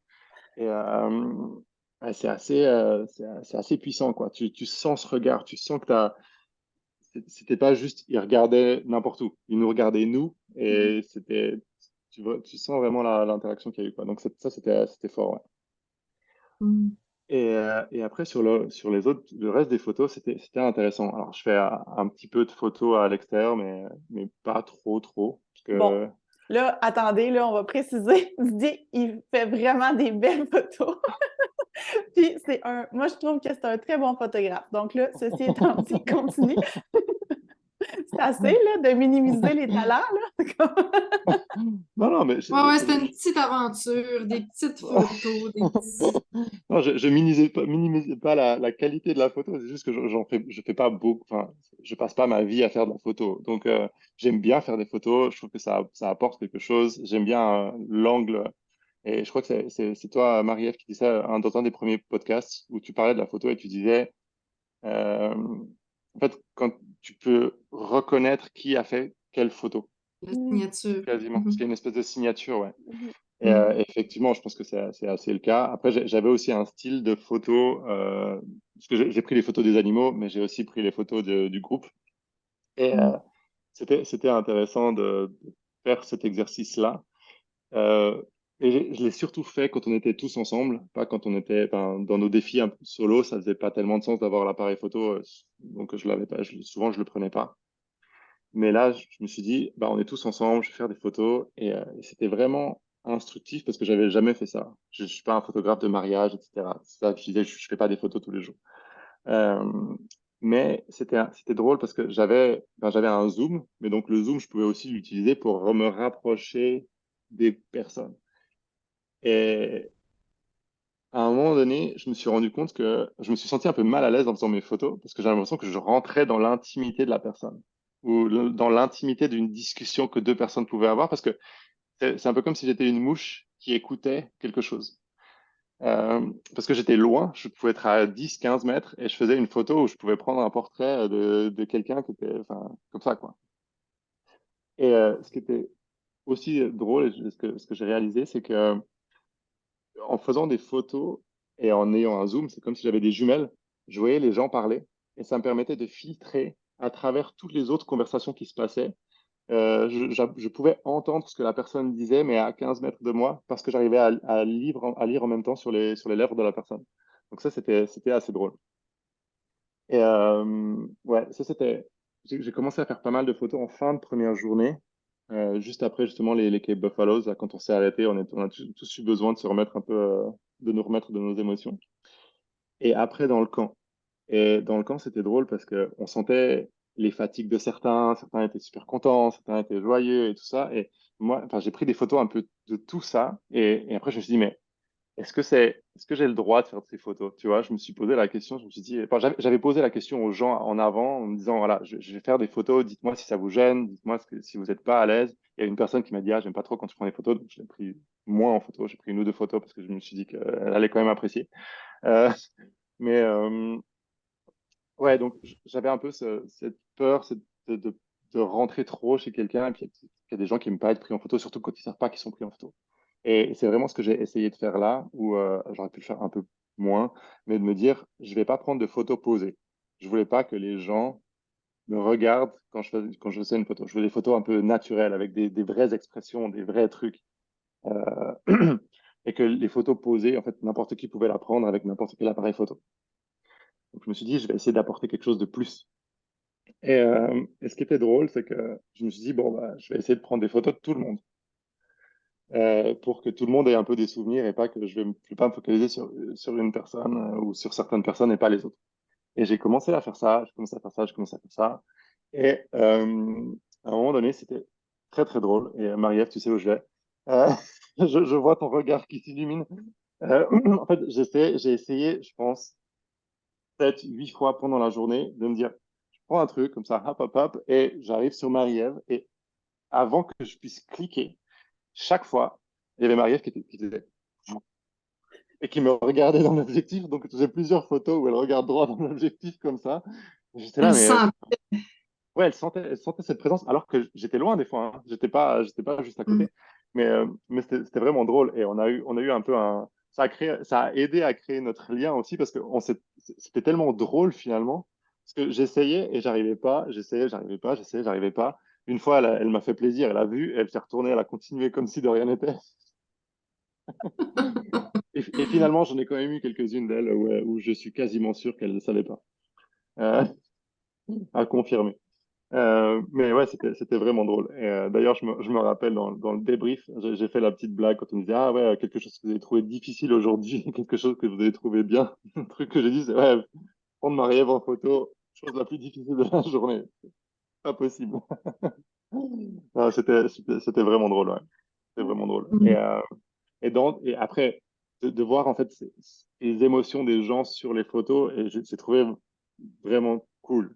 Tu vois, de pouvoir partager un peu ces moments avec les gens, même si je me sentais un petit peu intrusif et voyeur. Je me disais que dans le fond, ils allaient apprécier ces photos. Donc, je me faisais un petit peu ma petite. Je rationalisais ça de mon côté. Mais Mhm. c'était vraiment intéressant. Ouais. Mm. Ouais, puis tu sais, au début, là, pour me remettre dans la peau à ce moment-là, c'est comme si au début, c'est ça, je sentais une présence, mais tu sais, j'avais pas remarqué nécessairement que tu avais ton appareil photo puis que tu étais vers moi, tu sais. C'était comme sentir une présence, puis là, c'était comme, bon, c'est quoi ça? Puis là, mon regard.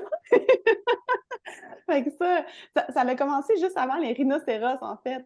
Je sais pas si tu te souviens, c'est comme là Ouais, que ouais, ça ouais, a je me rappelle. commencé. Puis là, après ça, ben là, sur le bord du feu, là, c'était vraiment drôle. Là, on montait notre camp, puis là, on avait fait des blagues, puis tout ça. Puis finalement, c'est là qu'on a décidé qu'on faisait la garde de nuit ensemble, puis qu'on s'était pas beaucoup parlé. C'était comme, ah, on va faire la Mhm. garde de nuit ensemble, ça va nous donner l'occasion de jaser plus. Puis ça aussi, c'était vraiment un beau moment, là, cette nuit-là.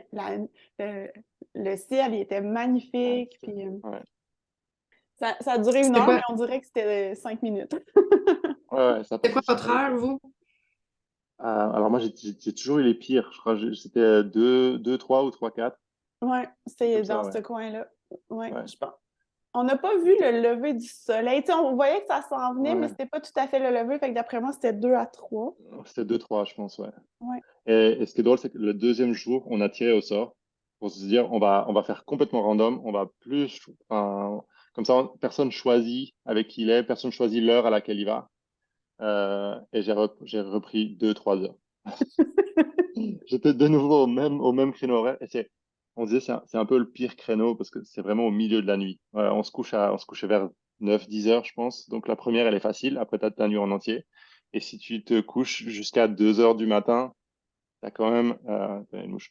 T'as quand même 5 6 heures après pour dormir. Et là, en fait, tu vas te recoucher, il y a le soleil qui commence à gentiment pointer le bout de son nez, là. Et c'est plus difficile de redormir, ouais. Mais après, c'était cool les 2 fois. J'ai vraiment aimé ces gardes. C'était Oui. vraiment cool, ouais. Ah ouais, c'était vraiment un beau moment. Puis je veux aussi qu'on aille discuter de l'eau et de la richesse de l'eau, Didier, parce que on a aussi beaucoup ri en lien avec ça. Ouais.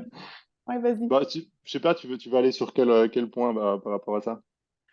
Ben, tu sais, dans le fond, nous, la dernière journée, si on veut, ben pas la dernière journée, l'avant-dernière journée dans le Big Five, il faisait vraiment chaud, là. Il disait que c'était la nuit, pas la nuit, mais la journée la plus chaude jusqu'à maintenant, cette année-là.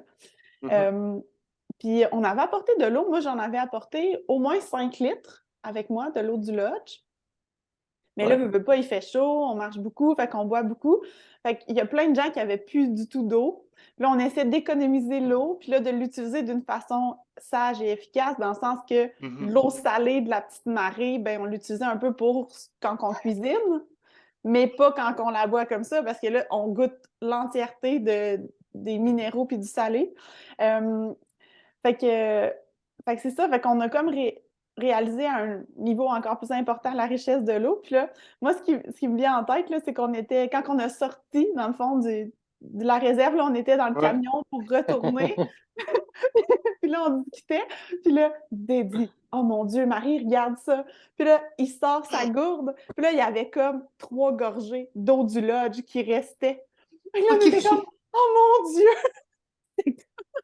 Fait que là, on a goûté à ça, là. On a savouré la dernière gorgée. Fait que c'était vraiment... c'était très comique. Puis Ouais. moi, dans ma deuxième semaine, euh, je parlais avec Guillaume puis tout ça avant de partir. Puis là, j'ai dit, moi, en tout cas, j'emmène 7 litres d'eau avec moi. Là, il me regarde, il est comme, es-tu folle? Fait que là, j'étais comme, moi, je vais être prête à toute éventualité. Ça me dérange pas du tout sur mes épaules. J'aime mieux tirer plus de poids, je vais juste m'entraîner davantage. Puis je veux avoir de l'eau. Puis quand je suis revenue, il me restait un bon 500 millilitres de l'eau du lodge, là, puis j'étais vraiment fière de moi. T'avais emmené 7 litres? Ouais, j'ai amené 7 Oh, litres wow. d'eau dans Ah, la... 7 litres, ça fait quand même beaucoup, hein. Ouais, mais Ouais. je savais que j'étais capable de le transporter, là, fait que ça Ouais. a vraiment bien été, ouais. Mm. Moi, la première fois que j'ai goûté la fameuse eau salée, là, c'est pas la meilleure expérience de ma vie. Parce que c'était le matin et on s'est dit, ah ben, les gens se sont levés, c'était super cool, hein, le teamwork, vraiment le travail certains allaient prendre l'eau, la filtrer une fois et après les autres la cuisaient une fois, enfin ensuite pour être vraiment sûr que c'était tout bon. Et après on mettait encore les pastilles, je crois, dedans. Donc c'était double, triple filtration. Ouais, mais pas moi. Moi, je n'utilisais pas les pastilles, mais Ouais, oui, il y en a qui ont fait ça. Ouais. ouais, je me rappelle plus. Peut-être que sur le petit-déj, je pense que j'ai mis les pastilles dans la gourde seulement, dans la bouteille d'eau. Et ce matin-là, j'ai eu la mauvaise idée comme petit déjeuner, enfin de déjeuner, parce que on est au Canada, vous êtes comme en Suisse, on dit aussi déjeuner. Euh, euh, vous appelez ça, c'est du gruau, hein, c'est ça? Ouais. Ouais. Et c'était du gruau pomme cannelle que j'avais. Et pomme cannelle salée, c'était pas bon, hein. C'était vraiment pas bon. Et au début, j'étais là, mais pourquoi c'est pas bon comme ça? La nuit, la nuit dans le camping, camping et tout, j'étais pas très réveillé. Je pense que quand j'ai commencé à manger, j'ai mangé, c'est, mais ce truc-là, il a un goût bizarre. C'est la première fois que je teste cette nourriture-là. Mais c'est vraiment bizarre. Et après, j'ai réalisé que c'était de l'eau salée. Je me dis, ah, mais c'est pour ça. Et c'est un peu comme si tu prends du café salé, c'est que tous ces trucs-là. Il y a une espèce de réflexe là qui revient au niveau de la gorge. Et je l'ai fini ce truc parce que je savais que je devais manger. Mais ouf, c'était pas la meilleure expérience de ma vie. Ouais. D'où le fait Moi, je que j'ai gardé mes 3 gorgées d'eau où je savais qu'à un moment donné, j'allais être très très content de pouvoir juste avoir cette eau-là pour pouvoir juste me dire. Et je me rappelle dans le camion, je pense que je t'ai dit ça, je dis cette eau-là, là, c'est vraiment de l'or. Genre, Oui! genre, combien est-ce que les gens seraient prêts à payer pour avoir une gorgée du Lodge à ce moment-là? Je pense que ça valait cher, quoi. Ouais, ouais. Merci de hmm. l'avoir partagé ton art. Et Fanny, tu voulais dire quelque chose? Oui, ben moi, j'avais pas apporté beaucoup d'eau parce que mon sac, moi j'avais fait beaucoup de deuil avant de partir là, parce que je voulais pas que ça soit trop lourd puis je voulais pas tomber à terre là, finalement. Mais j'ai été capable, en fait, de garder mon eau de lodge tout le long là, de Shibuya. Mhm. Il avait pas fait extrêmement chaud non plus, mais tu sais, je pense que j'avais apporté juste 3 litres, puis c'était 1 litre par jour, puis c'était bien correct pour moi. Euh, mais il y a une fois où j'ai pris l'eau de quelqu'un, j'étais comme, ah, je vais me faire une tisane à camomille. Puis c'est ça. C'était de l'eau salée, mais j'ai goûté à ça, j'ai fait, le sentiment, comme tu dis, là, de lève le cœur, là, je suis comme, OK, non, OK, je vais, peut-être une deuxième, je vais me réhabituer. Ah, mon Dieu, ça me faisait penser, en tout cas, c'est un film pour enfants, là, c'est Open Season, c'est le chevreuil qui goûte au café. Puis là, il goûte au café, mais c'est comme il en veut plus parce que ça lui donne un high, mais il trouve ça dégueulasse. Fait que là, il goûte. Puis... En tout cas, bref, j'avais l'air de ça avec ma tisane à camomille. J'avais envie de la boire, tu sais. Mais j'étais comme, c'est Ouais. dégueulasse. Je Ouais. crois que c'est à ce moment-là que j'ai décidé de mettre la pastille dans l'eau. Euh, Est-ce que ça en, l'a aidé? en fait, après, ça avait le goût de piscine eau salée. Ah, fait que ça l'a... Ok, bon, Ça fait n'a que pas finalement... enlevé, ça a pas enlevé le sel, ça n'a pas enlevé le goût salé, ça a juste rajouté le goût chloré. Donc, j'avais l'impression de boire une. C'était un peu comme si je buvais vraiment une gorgée d'eau de piscine, quoi, mais salée. Donc, Ah, ouais, ok. ça faisait partie de l'expérience. Et c'est Oui. et on discutait de ça aussi. Je crois que c'était le dernier matin. On se disait, ouais, ça montre quand même l'importance de l'eau en fait. Tous les jours là, on a un évier, un robinet, tu tournes le truc, il y a l'eau qui tombe et c'est automatique quoi. Alors que quand tu es là-bas, tu te dis bon bah on n'a plus d'eau et on fait quoi? Et tu sens donc que ton corps il est là, j'ai besoin d'eau, j'ai besoin ouais, d'avoir du liquide et quelque chose et quand tu l'as pas, c'est un peu ouais, tu réponds plus de la même manière, quoi. Je pense que ce dernier jour, il y a pas mal de monde qui était impacté. Tu sentais un peu sur les visages et tout, il y avait de la fatigue, il y avait des choses. Et je pense que le fait d'avoir un peu probablement manqué d'eau, ça a joué là-dessus, ouais. Mm. Ah oui. Mhm. Puis la déshydratation, ça a vraiment un impact important aussi sur l'énergie qu'on peut avoir. Tu sais, parce que là, il y a du monde qui n'était pas capable de boire cette eau salée-là.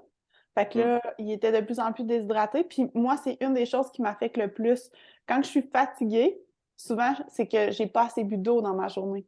Fait que moi, il y a un impact vraiment direct. Fait que je le savais que c'était important, c'est pour moi. Puis un truc aussi pour les personnes qui vont peut-être écouter puis aller boire l'eau de ce magnifique étang, c'est de mettre des électrolytes dans l'eau. Moi, je trouve que c'est, pour avoir fait des tests, là, c'est vraiment ça le mieux. Parce que la deuxième semaine, je prenais l'eau salée, je ne l'utilisais pas pour ma nourriture, mais je l'utilisais vraiment pour boire comme ça, mais je mettais mon sachet d'électrolytes.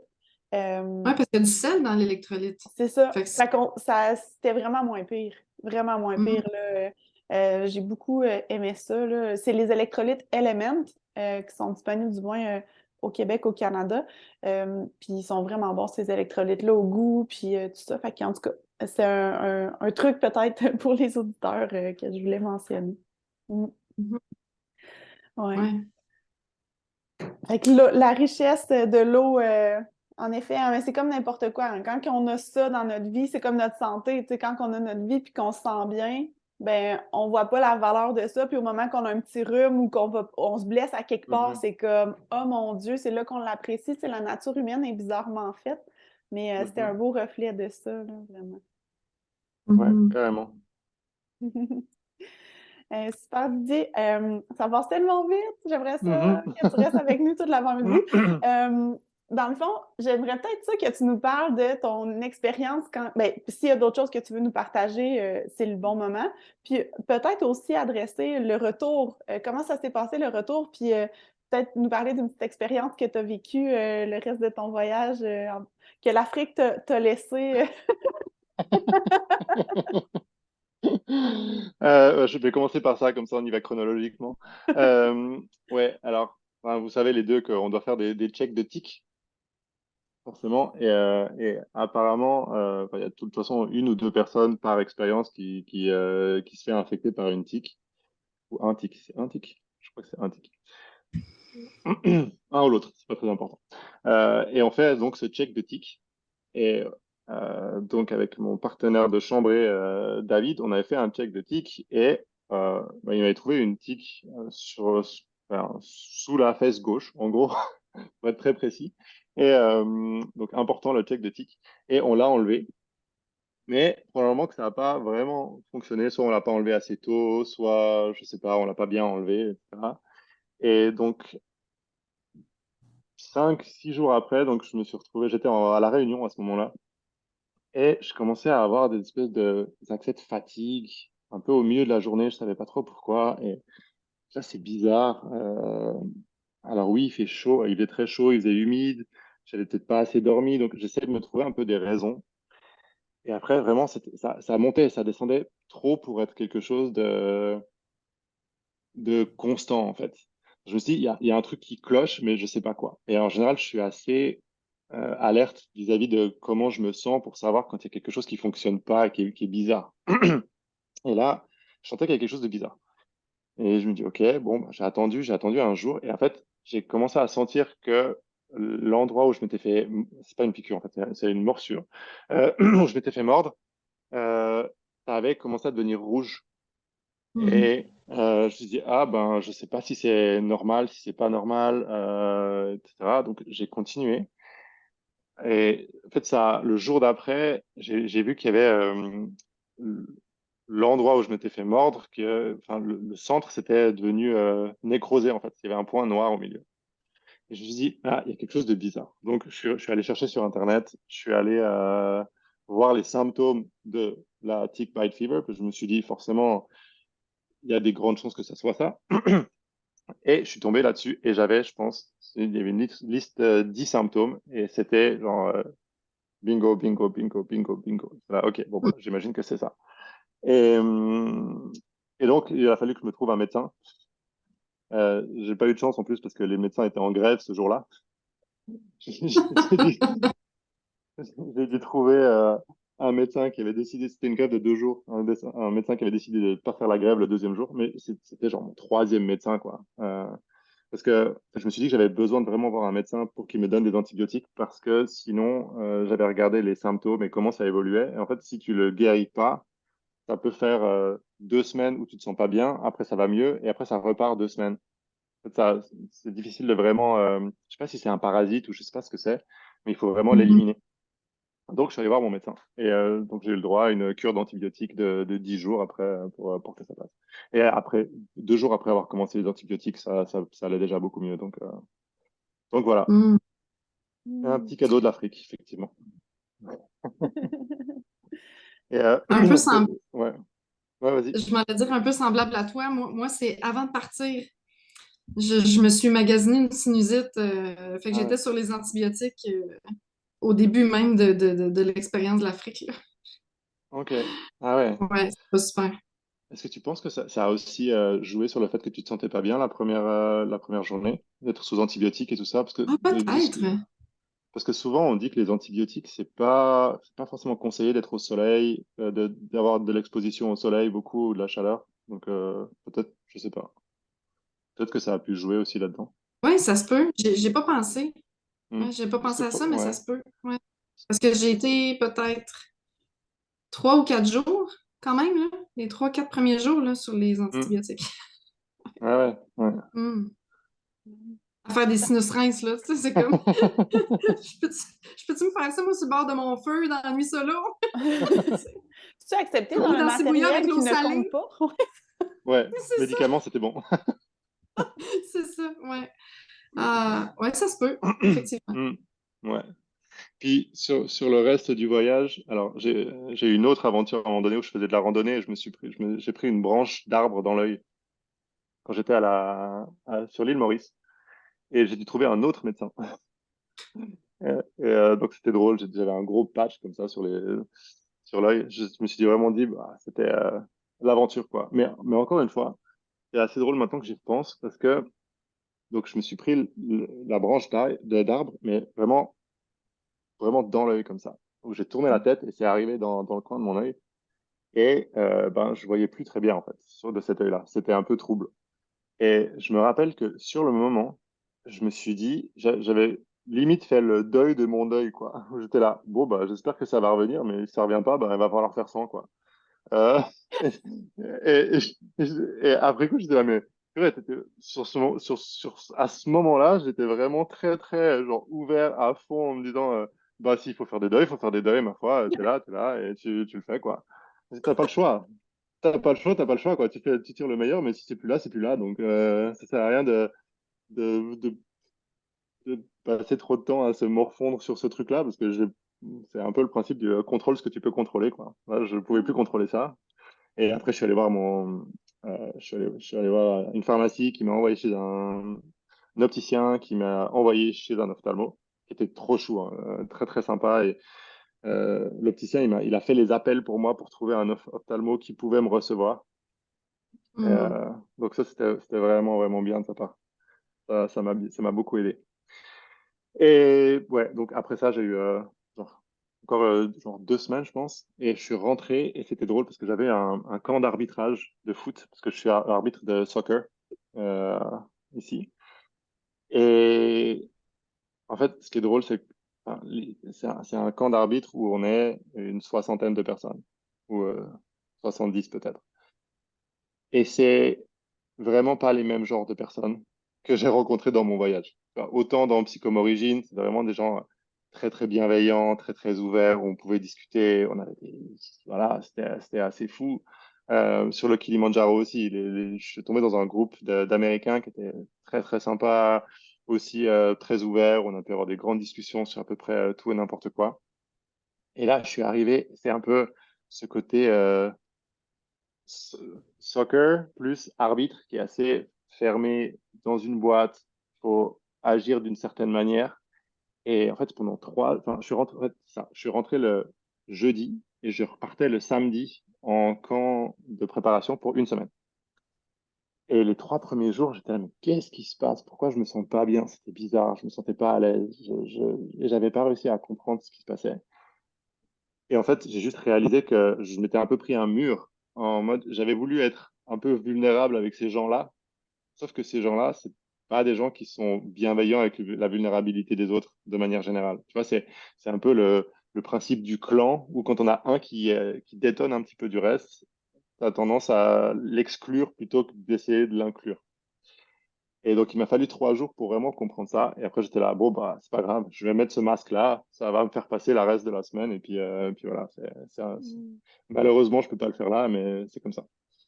Mais ouais, c'était un dur retour à la réalité, mais à la fois, ça m'a aussi appris plein de choses. Enfin, ça m'a appris, ouais, j'ai pu réaliser certaines choses grâce à ça aussi. Donc, c'était intéressant comme expérience aussi. Fait que c'est comme la valeur de l'écoute puis du respect de l'autre, là, tu sais, dans toute son authenticité puis ses couleurs, là, que que tu as réalisé que c'était pas tout le monde qui avait ces aptitudes-là, qui avait développé ces Mhm. aptitudes-là? Ouais, et puis ça les intéressait pas, en fait. C'est pas quelque chose qui est dans leur vie, ils font juste leur truc, ils veulent juste atteindre un certain but qu'ils se sont fixés, Mhm. mais pas avec forcément beaucoup d'écoute ou de choses. Enfin, c'est plus centré sur eux-mêmes, plus que sur les autres. Donc il y a beaucoup de caractéristiques qui étaient très très différentes des gens que j'avais rencontrés le reste de l'aventure, quoi. Mhm. Mhm. Beaucoup plus individualiste, Mm. comme la majorité des sociétés Ouais, ouais, industrielles. ouais. Ouais. Mm. Et là, il y a une autre image qui vient de descendre. Il faut que je la partage parce que je me dis, si on réécoute ça Didier dans 10 ans, ben, il faut qu'on se rappelle de ce beau moment-là aussi. Quand on a fait la marche avec Andrew, la journée qui faisait super chaud, puis que Ouais, on est monté sur les grosses roches, puis on était peut-être 6 à peu près. On était juste un petit groupe qui avait décidé de ouais, ouais. retourner marcher au coucher du soleil. Puis c'était tellement un beau moment, ça aussi, là. Ouh! Mhm. Ça, Ça c'était vient quand de... dans l'aventure, là? C'était-tu à la fin? C'était le dernier, enfin, OK. la dernière soirée dans le Big Five. OK. Donc, on Mm. dormait encore une fois et après, on reprenait le bateau le matin. Oui, c'est OK. ça. Étant donné que Ouais. nous, il avait fait très chaud puis que les animaux s'étaient cachés, mais on n'avait pas pu voir d'animaux vraiment cette journée-là. Du moins les animaux qu'on voulait voir. Là, tu sais, on avait vu quand même des impalas, des gnous et compagnie, mais on n'avait pas vu les lions, on n'avait pas vu les éléphants. Fait que là, comme pour randonnée de consolation, si on veut, là, ils nous avaient offert, les gens qui avaient de l'énergie et qui voulaient faire ça, une petite randonnée avec juste Andrew. Guillaume, il n'est pas venu à ce moment-là au coucher du soleil. Mhm. C'était beau, là, et que c'était beau. Mm. Mm. Ouais, on a vraiment eu un joli panorama de la rivière. On voyait le camp en plus depuis en haut, donc c'était drôle. Et c'était un moment. En plus, on n'avait pas. C'est la première fois, je pense, qu'on marchait, mais sans pack-sac. Oui, ouais, On était libre, donc on se sentait un peu genre wouhou, presque avec des ailes dans le dos, surtout après la journée très chaude qu'on avait eue. Et c'est vrai que c'était beau, ouais. Je pense qu'il y a plusieurs personnes qui ont eu des petites larmes quand on était en haut là-bas. Ouais. ouais, ouais. Les Mm. larmes, ils étaient présentes là, puis ils étaient présentes dans notre dernière soirée aussi, où on a fait la fiesta. Et le matin que vous êtes partis pour moi.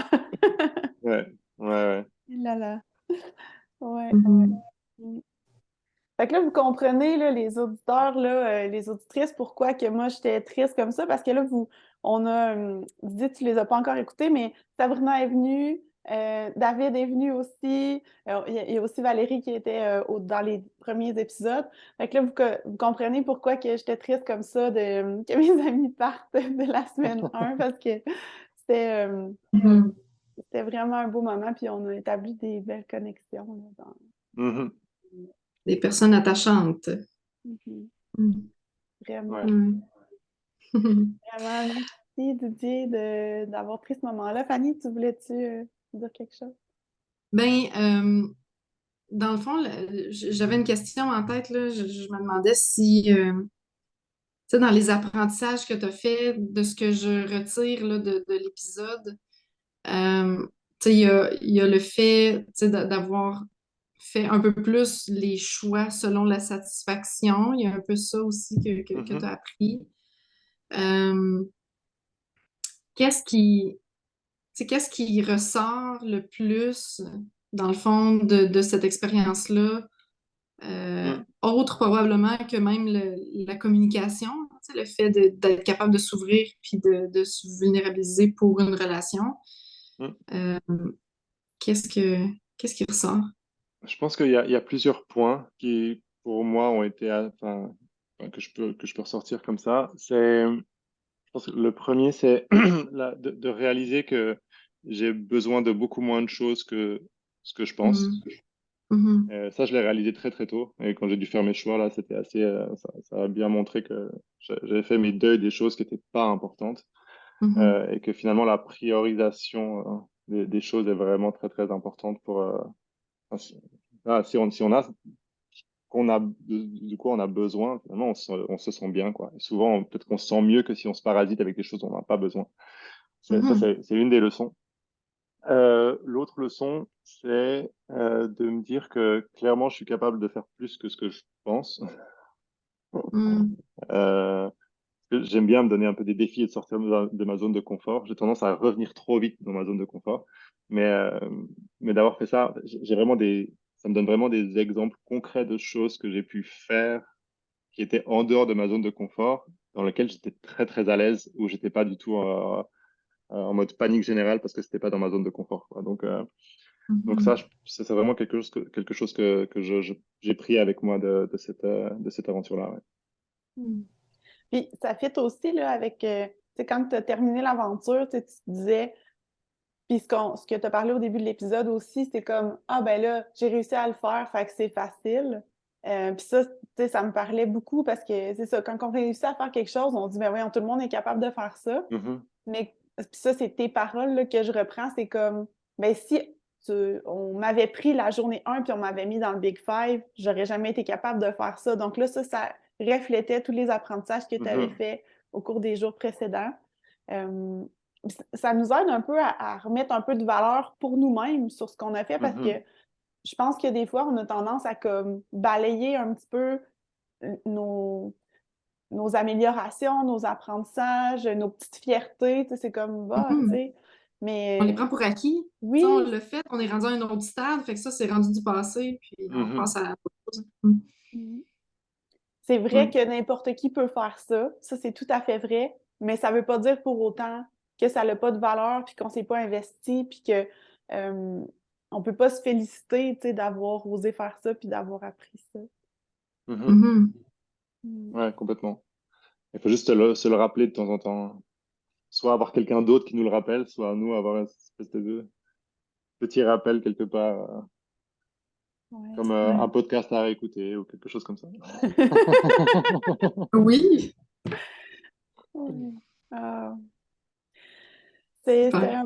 C'était un beau moment, vraiment. Puis, il me semble qu'il y a une autre chose qui m'était venue en tête tantôt, mais ça c'est reparti, là. Donc, euh, c'était vraiment un beau moment. Tu sais. Merci d'avoir pris ce temps-là avec nous ce matin. Puis, Oui.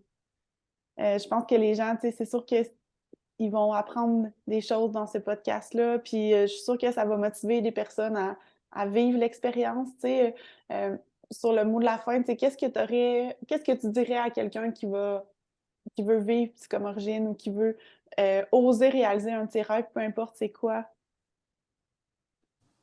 Ben, en tout cas, je pense que sur Psychom Origin, c'est vraiment de vivre son expérience. Chacun a une expérience différente et il n'y en a pas une qui va être mieux que l'autre. Chacun doit vivre son expérience et pas chercher à... Ouais, je pense que c'est ça, c'est être ouvert sur le résultat de l'expérience tout en allant chercher des choses qu'on a envie d'aller chercher, mais en restant très, très ouvert, en disant, forcément, en allant là-bas, on va découvrir des choses sur les gens, sur nous-mêmes, sur notre façon de fonctionner qu'on ne connaissait pas. Et je pense que c'est important d'être ouvert sur ces choses, même si elles vont probablement nous surprendre sur le moment. Donc ouais, mais c'est vraiment, je pense que c'est le conseil, c'est vraiment vivre l'aventure à fond. Ça passe très très très vite. Euh, donc ouais, vivez-le à fond, profitez des gens, profitez de ce que vous allez en retirer, quoi. Mm. Ouais. Hmm. Ça ressemble un peu à ce que David disait hier, hein, vivre, vivre. C'était ça Oui, qu'il disait. oui, oui. Ben oui, hier, on a enregistré l'épisode avec David, donc ça la donne comme ça, là. C'est rare qu'il y ait ces 2 jours de film. Euh, Ouais, pour nous, pas pour les auditeurs. ouais. Ben oui. Ah, super. Ben, merci à vous deux. Merci Didier, merci Fanny. Didier, au plaisir de se voir bientôt en vrai. Mhm. Vraiment très hâte de ça. Prends soin de toi d'ici là, puis c'est ça. Bonne journée à Mhm. tous, puis merci. Merci tout le monde. Merci, bonne journée. Bye. Ciao, ciao. Bye! Donc voilà, j'espère que vous avez apprécié. Si vous avez retrouvé de la valeur, ben lâchez-vous lousse, partagez, aimez. Nous, on se donne rendez-vous au prochain épisode. Salut!